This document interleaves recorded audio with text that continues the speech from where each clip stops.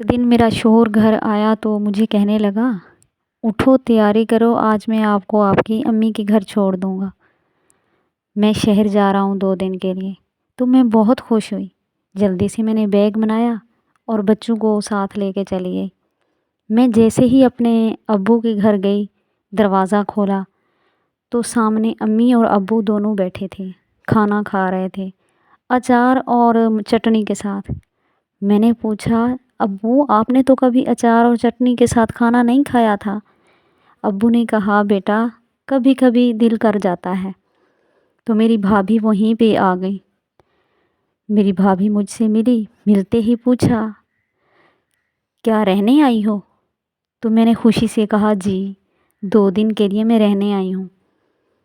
تو مصنوعی طریقے سے ہنسی اور بولا، بیٹھو میں چائے لاتی ہوں۔ تو میں نے کہا، اچھا بھابھی میں آپ کی ہیلپ کرتی ہوں۔ میں بھابھی کے پیچھے جانے لگی۔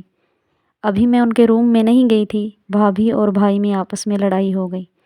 بھابھی بھائی سے کہہ رہی تھی کہ آپ کی بہنیں ابھی میرے سر پہ سوار ہیں، ان کو بیاہ دیا ہے پھر بھی ادھر ہی آ جاتی ہیں، مجھ سے نہیں ہوتے ہیں ان کے کھانے، وہ دوبارہ رہنے کے لیے آ گئی ہیں۔ تو میرے بھائی نے بولا، وہ اور کہاں جائیں، ان کا یہی تو گھر ہے، وہ جہاں آتی ہیں امی اور ابو کے پاس۔ بھابھی نے کہا، مجھ سے نہیں ہوتے ان کے کچھ بھی، میں نے ان کو کھانا نہیں دینا، وہ دوبارہ رہنے کے لیے آ گئی ہیں۔